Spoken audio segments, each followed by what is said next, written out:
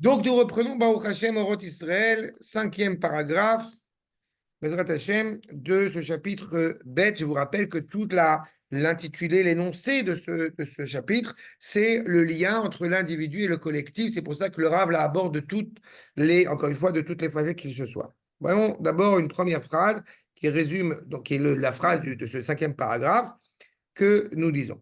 Keshem mitrabe, koach hachomri shel hauma, נשמתה מתפשטת ומתגדלת יותר, וכל היחידים שואבים כל אחד לפי צינורו, חיים ממעיינה הכללי. Qu'est-ce que c'est bon, mais c'est exceptionnel. Vous ne comprenez pas quoi, c'est exceptionnel. C'est tout l'inverse de ce qu'une nation dite spirituelle pense. Ah, C'est tout l'antithèse de ça. Quand vous avez un apport matériel d'une nation, c'est-à-dire on se développe, technologiquement parlant, on devient une nation concurrente à toutes les nations donc dites, on dit siksug économique. D'accord. Bon, on est bon, quoi. La réussite économique. Eh bien, nous dit le rat, parce qu'on aurait pu penser que c'était l'inverse, on a clairement un danger. Quand on commence à s'enrichir, il y a un danger que, n'est-ce pas, on s'oublie. Mais, d'un autre côté, j'ai un danger. Je n'ai pas dit que j'étais d'accord avec ça, mais la réalité, c'est que dans les faits, nous voyons qu'en général, l'idée souvent avancée, c'est que plus on s'élève spirituellement, plus on reste des primitifs au niveau financier, au niveau technologique, au niveau ce qui se passe dans le monde. D'accord? Ce n'est pas juif ce que je parle, c'est dans le monde. Tu vois bien que dans une réalité qui se veut être profondément animée spirituellement, par exemple, tu prends la culture chrétienne, tu prends le Vatican, qui est quand même d'une pauvreté terrible, c'est quoi?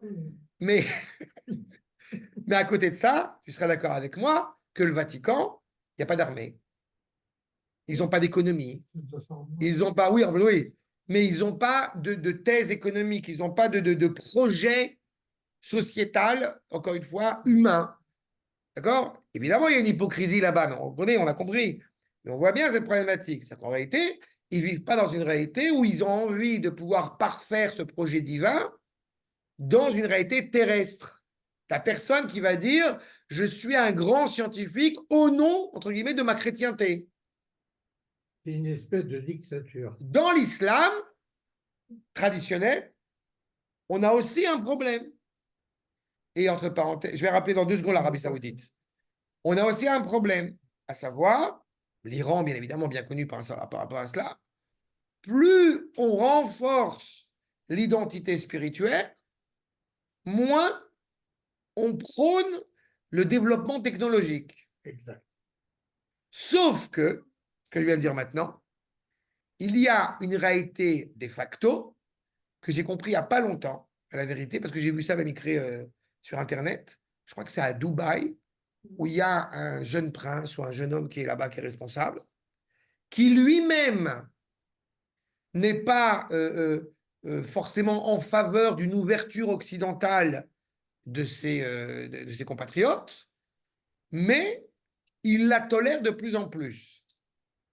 Et il y a une sorte de contradiction entre les habitants de Dubaï qui deviennent de plus en plus ouverts, entre guillemets, et le régime qui, lui, se veut renforcer dans l'islam. Bon, l'Arabie Saoudite, j'en parle même pas, etc.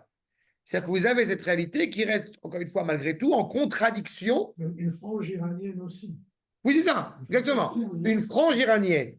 Mais elle ne vient pas de la société iranienne. Ce qui est intéressant au niveau de Dubaï, c'est qu'apparemment, celui qui est responsable, il tolère ça, il encourage ça, même si lui, à son niveau, il ne le fait pas. Mais c'est-à-dire qu'il y a malgré tout une dimension de contradiction entre cet élément, entre cette dimension spirituelle et la prouesse technologique, encore une fois, de l'État en question. Que nous dit le Rav, parce que nous sommes dans le collectif, dans la nation, plus va être promue la dimension matérielle, chez Mitra B, la force matérielle de la nation, Nishmata, la nation de la nation hébraïque, elle aussi, va s'agrandir encore plus. Voilà, j'ai dit que c'est l'antithèse, encore une fois, de ce qu'on peut entendre. Le corps de la nation prend tout son sens. Quand l'homme, ça vous rappelez, quand un prophète n'a pas est pauvre, n'a pas d'argent, il est mort de faim, eh bien, cela cause de gros problèmes, de gros préjudices sur la qualité de sa parole prophétique. C'est pour ça qu'il importe que le Navi soit immensément riche, pour qu'il n'ait pas à se soucier de son foyer, de sa maison. Comment est-ce que Yona il a pu acheter tout le bateau? Parce qu'il est riche. Donc, plus le corps est riche, plus la Neshama, elle aussi, on dirait, elle est riche. En kemach belo Torah et en Torah belo kemach. Ça peut dire aussi que D'accord? il n'y a pas de farine sans. Tu m'as entendu? Moins il en a besoin. Il lui suffit de vivre normalement au lieu du mot riche. Ah, mais c'est une richesse de pouvoir manger à sa faim. C'est déjà une richesse. Le matin, midi et soir, c'est pas une richesse. La richesse. Ça dépend pour qui. Ça dépend pour qui, il me colle la cavode. Il me colle la cavode, tu Il manque travailles. de rien. Mais il manque de rien, pourquoi? Pourquoi il manque de rien? Qui se soucie qu'il manque de rien? Non. Il faudrait qu'il soit riche. Qui se soucie qu'il manque de rien? Il travaille, le Navi? Non. Il a fait. Donc, qui se soucie qu'il manque de rien? C'est le peuple. C'est le peuple, bien sûr. D'accord? Ça ne veut pas dire qu'on est en train de mépriser le Navi, bien au contraire. C'est fondamental pour nous.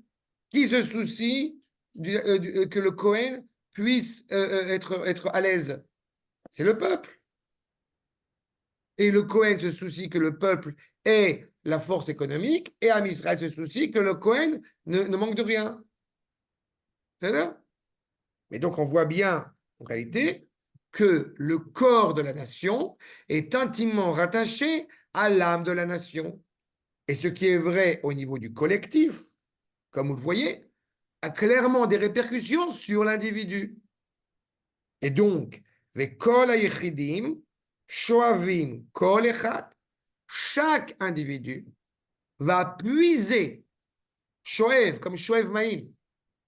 Là aussi, c'est intéressant qu'il utilise ce terme-là, parce qu'on parle de simchat bet shoeva à Sukkot, c'est l'eau. Pardon? C'est aspiré là, Non, pas shoafim, shoavim. Comme tu as à Sukkot, simchat bet shoeva. On va puiser l'eau.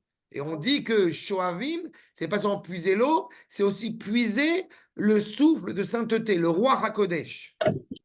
Donc, en utilisant ce terme de shoavim, c'est à la fois de puiser ce qu'il a besoin économiquement parlant, mais aussi de puiser ce qu'il est en mesure de mettre en place spirituellement parlant. Et donc, shoavim kol echad, les fit sinoro chaim mimaina aklali, de ce qui a puisé du collectif. Vous comprenez bien, je reprends ce que j'ai souvent évoqué. À l'époque de Shlomo Amelech, il y a des impôts énormes. D'accord? On se rend bien compte, dans une situation, dans une réalité où Baruch Hashem, il y a le Beth Amikdash, il y a des sacrifices au quotidien qu'il faille, ne serait-ce qu'à ce niveau-là, il y a des sacrifices quotidiens qu'il faille sacrifier.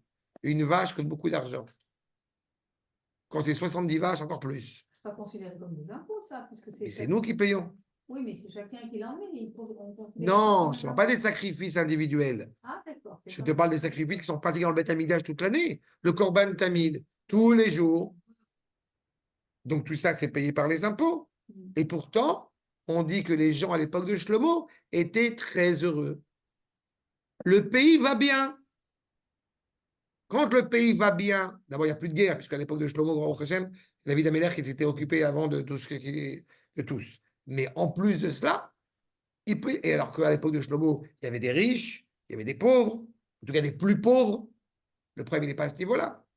Il y a une ambiance collective qu'on arrive chacun à vivre, à vivre bien, correctement, chacun avec ses qualités, ses capacités.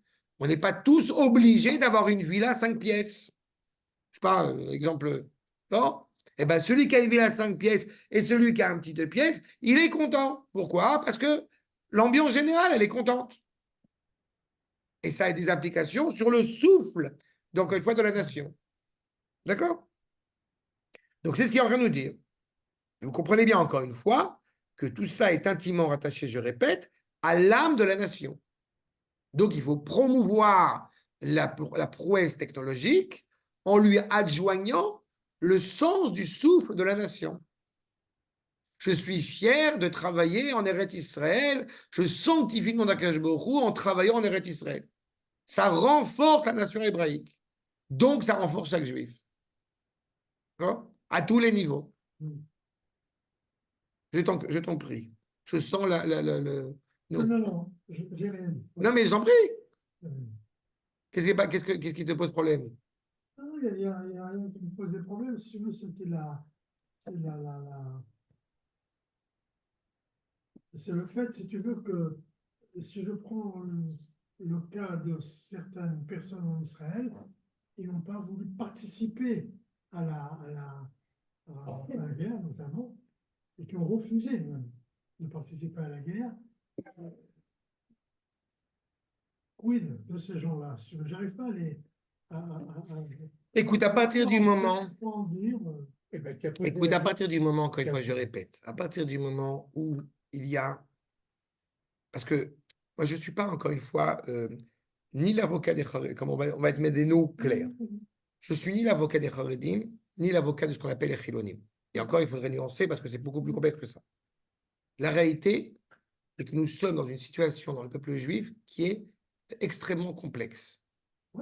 J'avais cité une fois un organisme qui m'est totalement, bien évidemment, insupportable, qui s'appelle Achim Laneshek. Cet organisme s'est profondément énervé parce que, justement, le monde Haredi n'allait pas à l'armée. Excuse-moi, je ne sais pas comment ça s'appelle. Achim Laneshek. Là, on est frères d'armes.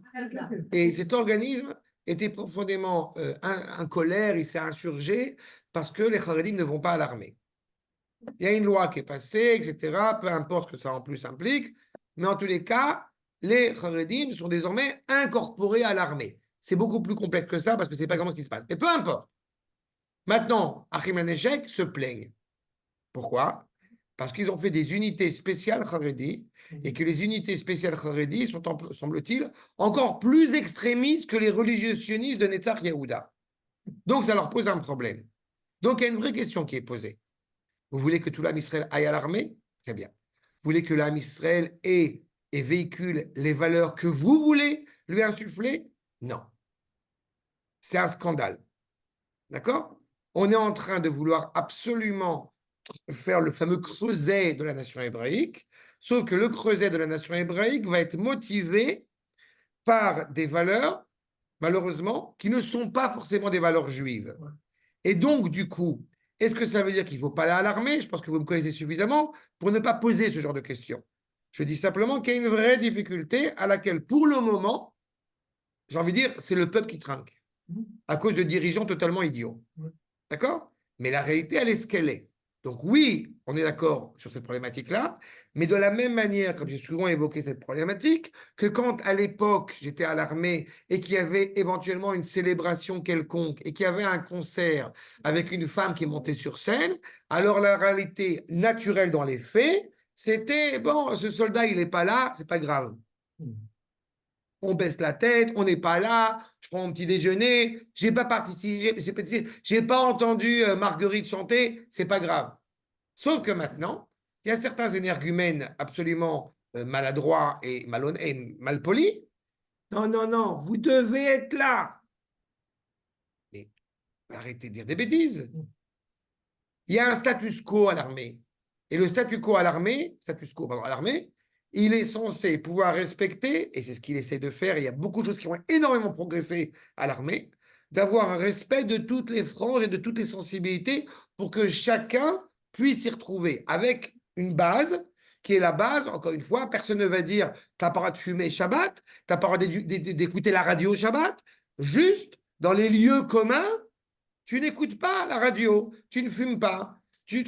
Et si l'armée, elle s'entête à vouloir absolument forcer à faire des unités mélangées, forcer à faire certaines choses qui vont à l'encontre, alors ils ont trouvé la solution, on va avoir des unités charédiotes. Je répète, dans mon cas, dans ma conception des choses, il est certain que le fait qu'il y ait autant de paroles absolument méprisantes dans le fait d'aller à l'armée est absolument scandaleuse. Mais je trouve aussi scandaleux qu'on ne met pas malheureusement suffisamment en évidence qu'il y a un certain nombre, un gros pourcentage de gens dits de gauche, dits objectifs de conscience, dits ce que tu veux, qui ne vont pas à l'armée. Parce qu'on va faire un génocide à Gaza, parce que je ne sais quoi d'autre. Donc, il y a aussi une réalité qui est, encore une fois, on doit s'interroger, comme j'aime à chaque fois le faire, qu'est-ce que Akash Borou attend de moi? Akash Borou attend de moi, dans cette entité collective à laquelle nous participons, d'avoir le privilège d'aller me battre pour défendre mon peuple et défendre ma terre. C'est au nom de cela que j'y vais. Que nous ayons des dirigeants idiots qui sont encore en train d'hésiter de savoir s'il faut reconquérir Gaza ou pas reconquérir Gaza. Est-ce qu'il faut négocier avec les palos, avec les arabos ou pas? Eh bien, ça en soi une abjection monumentale. Mais quand on est en guerre, on est en guerre. On parlera après de nos problèmes. Mais encore une fois, ça n'engage que moi, ce que je vous dis maintenant. Je dis simplement que dans cette conception-là, qu'il ne soit pas entendu que pour, justement, eh bien, renforcer la Torah, on s'en fout d'avoir un ordinateur portable. On s'en fout d'avoir une belle image sur l'écran. Non. Akadosh Baruch Hu nous dit, plus tu vas renforcer cette qualité de Torah. Je me rappelle une fois, quelqu'un avait dit quelque chose que je trouvais très juste. Pourquoi c'est génial d'avoir des ordinateurs, d'avoir Internet, d'avoir des écrans, d'avoir Facebook? Parce que quand le Mashiach va arriver, tout le monde va le savoir très vite. Et bien donc c'est bien. Bon, c'est la petite blague. Il y a beaucoup de bêtises aussi. Sauf moi, parce que je ne connais pas Internet. Ah là. Paragraphe 6. Ayofi apnimi. La beauté intérieure, si je traduis littéralement, Shel Knesset Israël, donc de l'âme de l'âme Israël. Eh bien, chez Bézé, im machechet et lève, elle attire, elle continue justement le cœur, non, c'est pas le machechet,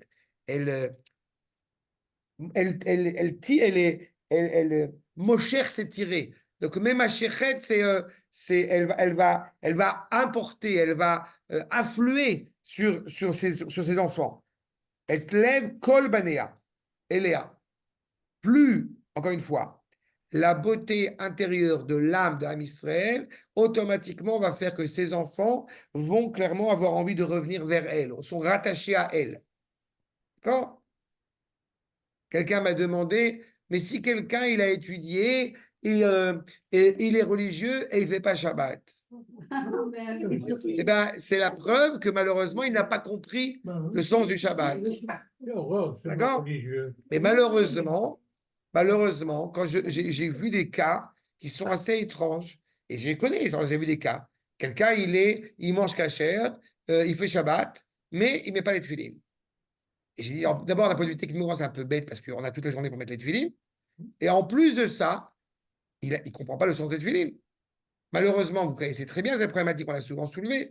Quelqu'un qui veut croire en Dieu, qui veut être attaché à Dieu, mais comme Shabbat, on lui a appris, il a intégré cette idée que le Shabbat, c'est une suite d'interdits et de permissions, donc pour lui, ça le saoule. Mais en réalité, il n'a pas compris le sens vraiment de Shabbat, qui le pousse à comprendre à quel point le Shabbat est un cadeau magnifique. C'est ça? Mais malheureusement, il y en a, quelqu'un. On peut mettre un trait dessus. Mais ça existe aussi. Mais il y a des choses comme ça, quand on dit c'est un cadeau magnifique, le Shabbat, comment est-ce qu'on peut autant souffrir du Shabbat? Autrement, mais c'est ça, il fume, il y a le football à moitié Shabbat. Tu sais, Michael Rosenbaum, on était passé à la télé tous les deux, et c'était sur l'écologie, etc., l'environnement et tout ça. Et à un moment donné, j'ai oublié son nom, un journaliste sur I24, ou je ne sais pas quoi, là, Ika Louvert, Paul Auvert, Palo, je ne sais plus comment ça. Pedro Vert.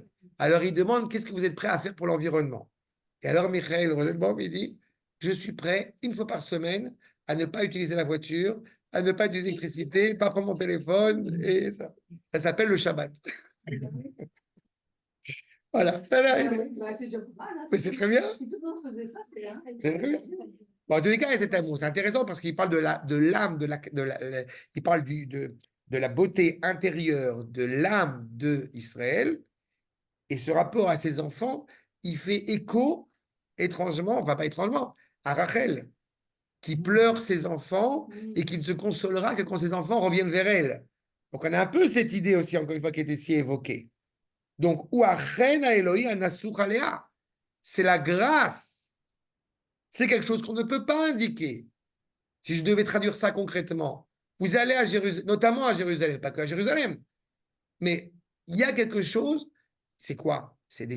Qu'est-ce qu'il y a elle est où la grâce à Jérusalem? Elle est où la beauté, le charme à Jérusalem? C'est des immeubles, c'est des bâtisses, c'est des machins. Eh bien, il y a quelque chose. Il y a quelque chose qu'on ne sait pas traduire. Oui, D'accord? C'est ça. C'est ça. C'est quelque chose qui, voilà. C'est pas? Je rêvais d'une terre que j'aime et qui m'aime. Vous voyez un truc un peu l'idée? Arshab, c'est ça. Et donc, ce chen-là, qui est donc un chen divin, je vous rappelle quand même que quand chen, c'est aussi Chochmé Nistar, c'est la Kabbalah. C'est pas?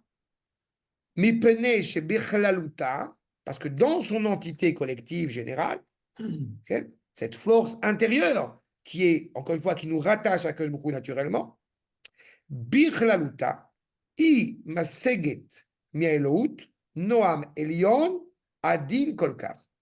Parce qu'elle arrive à toucher, eh bien, j'ai envie de, si je traduis littéralement, un délice, une douceur divine absolument extraordinaire, absolument, encore une fois, supérieure. Chaque juif, clairement, en Israël, va clairement ressentir ce lien étroit avec son peuple, pas seulement parce qu'il en a l'obligation, mais, parce qu'encore une fois, d'un point de vue intellectuel, ce n'est pas quelque chose qui va être même perceptible, mais parce qu'il y a, semble-t-il, quelque chose, encore une fois, de profondément, on va dire, esthétique, puisqu'on a parlé de la beauté intérieure, qui rend, encore une fois, agréable et qui renforce le plaisir d'être attaché à cette nation. C'est exactement cette problématique-là. Je reprends. Meseget Mia Elohut, donc il provient directement d'Akadosh Baruch Hu, Noam Elion Adin Kolkar, une douceur supérieure, profondément douce. Masheen Kol Uma, les Kol Prat, Irchol Asigo. Ce que aucune nation et aucun individu au sein de cette nation n'est capable d'atteindre, n'est capable de saisir. Alors, comme j'attends la question au tournant, on va rappeler quand même une idée essentielle.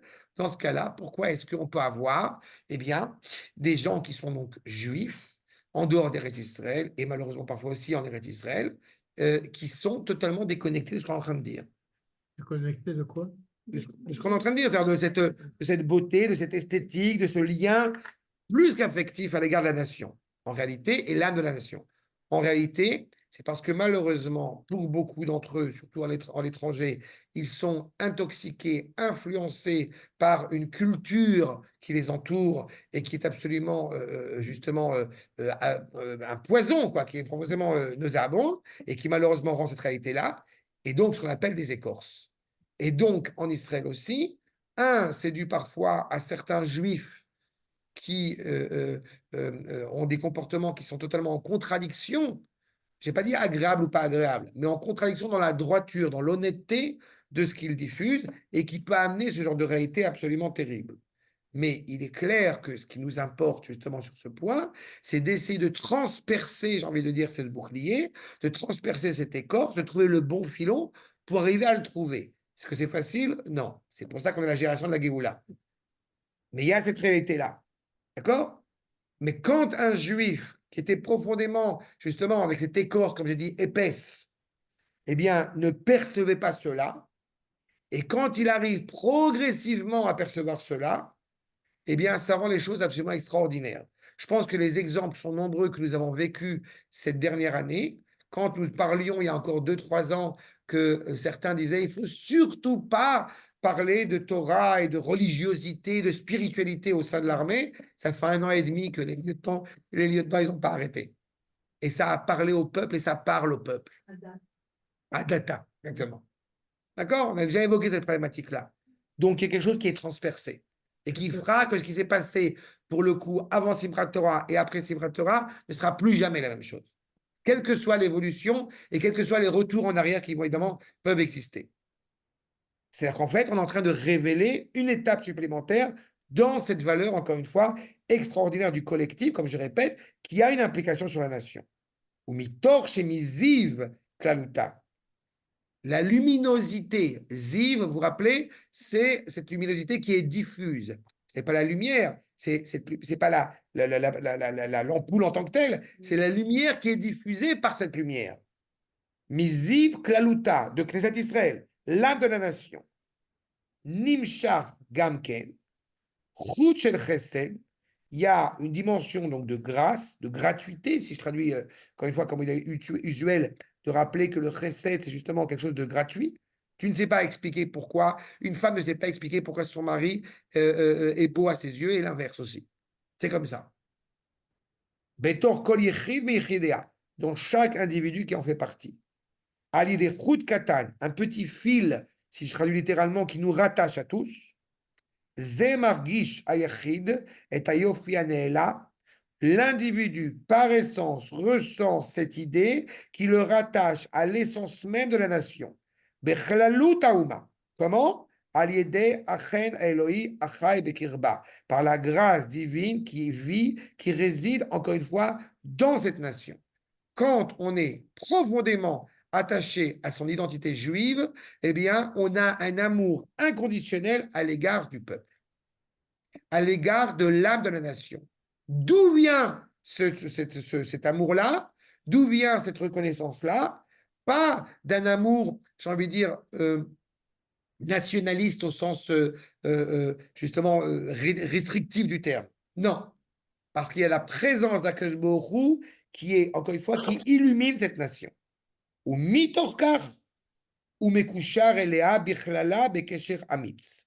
Et c'est parce qu'il y a justement cette dimension divine qui anime la nation que chaque individu, justement, au sein du peuple juif, a un lien bien, fort, essentiel, encore une fois, qui est défini par le biais de la nation.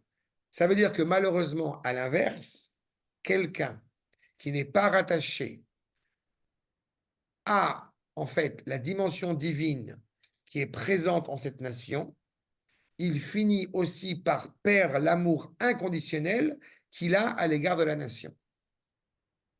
Et c'est ça qui est terrible.